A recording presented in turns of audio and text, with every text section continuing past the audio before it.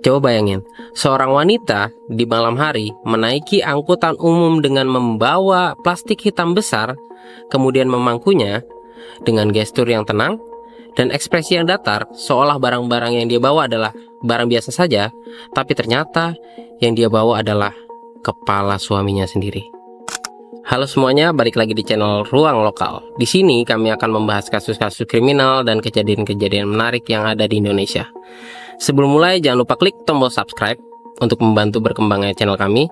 Dan jangan lupa hidupkan juga loncengnya agar tidak ketinggalan video-video menarik dari kami. Kita mulai.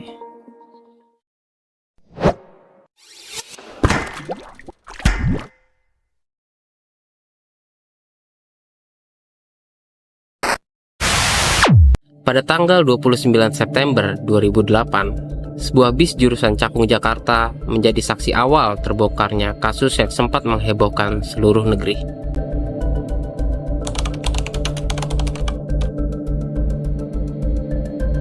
Pagi itu seorang kondektur bis sedang membersihkan kursi penumpang.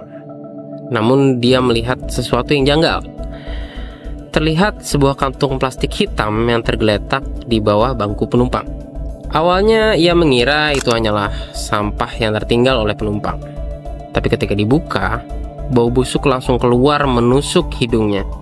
Ternyata di dalam kantong plastik hitam tersebut berisi potongan tubuh manusia. Tak lama berselang, kabar menggemparkan kembali terdengar. Di dua bis dengan tujuan Bandung dan Cirebon ditemukan potongan tubuh lainnya. Kira-kira siapa sih jasad ini? Dan siapa juga yang tega melakukan kejahatan sekeji ini?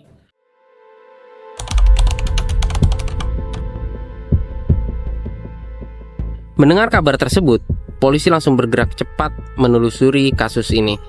Dari hasil pemeriksaan, potongan tubuh ini milik seorang pria berusia sekitar 49 tahun dengan tinggi 170 cm, perawakan sedang. Namun ada satu masalah besar. Masalahnya adalah kepala dan telapak tangan korban tidak ditemukan. Tanpa bagian tubuh tersebut, sulit bagi polisi untuk mengidentifikasi siapa sebenarnya pria malang ini. Hingga akhirnya satu petunjuk muncul. Sebuah tato macan yang mencolok di lengan kanan korban. Polisi segera menyebarkan sketsa tato tersebut ke publik, berharap ada yang mengenali tato tersebut. Dan ternyata harapan itu terjawab. Di tempat lain, seorang pria bernama Naibaho merasa resah. Dia sudah beberapa hari tidak mendengar kabar dari abang iparnya yang bernama Hendra. Terakhir kali Hendra terlihat bersama istri keempatnya. Tapi anehnya ketika ditanya, istri keempatnya hanya mengatakan bahwa suaminya sedang pergi keluar kota. Mendengar penjelasan singkat dari istri keempat Hendra, Naibaho justru merasa semakin curiga. Lalu ia melaporkan hilangnya Hendra ke polisi. Polisi kemudian mengaitkan kasus hilangnya Hendra dengan potongan tubuh yang ditemukan di dalam bis sebelumnya. Ketika hasil uji DNA keluar, ternyata cocok. Benar, potongan tubuh tersebut milik Hendra. Namun siapa pelakunya?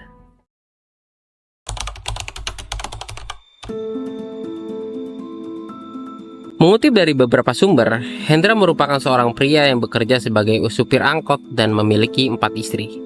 Istri pertama berada di Pekanbaru dengan status sudah bercerai. Istri kedua berada di Lampung, istri ketiga berada di Cengkareng, dan istri keempat berada di Tangerang.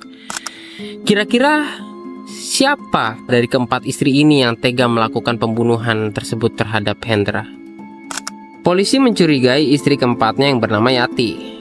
Tapi ketika dicari, dia justru menghilang. Hingga akhirnya seorang tetangga di Tangerang mengaku melihat Yati membawa kantong plastik besar di malam saat kejadian. Tak sampai di situ, seorang supir angkot bernama Ade mengaku membantu Yati membuang kantong plastik itu tanpa tahu apa isinya. Polisi kemudian semakin yakin dan akhirnya pada akhir Oktober 2008 mereka menangkap Yati di kampung halamannya, Temanggung. Tapi pertanyaannya, kenapa Yati tega membunuh suaminya dengan cara yang mengerikan tersebut? Apa karena kecemburuan? Atau ada hal lain di belakang hal tersebut?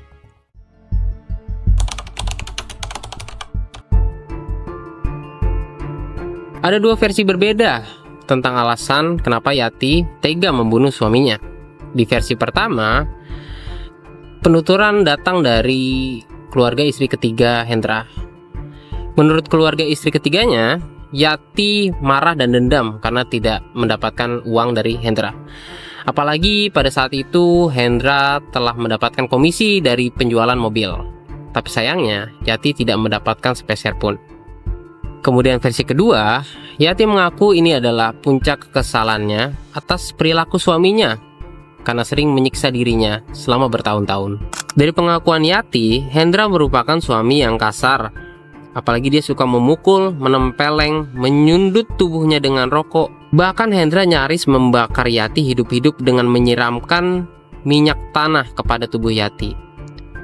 Ia juga tidak segan meminta uang kepada Yati untuk diberikan kepada istri ketiganya.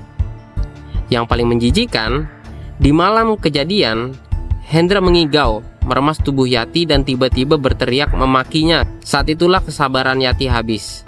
Ia melihat batu besar dan sesuatu di dalam dirinya seolah mendorong Yati untuk mencelakai suaminya. Tanpa ragu, ia menghantam kepala Hendra dengan batu itu berulang kali. Saat melihat suaminya tak bergerak lagi, Yati kemudian panik. Bagaimana cara menghilangkan mayat ini? Lalu ia teringat sebuah kasus terkenal, Rian Jombang, sang algojo yang membunuh 13 orang dengan cara mutilasi. Yati kemudian mengikuti cara itu.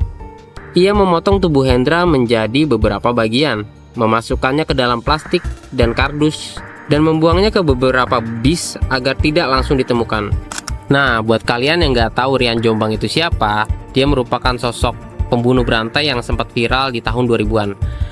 Dia mempunyai cara yang cukup unik sehingga tidak bisa terdeteksi oleh kepolisian. Cara inilah yang kemudian ditiru oleh Yati.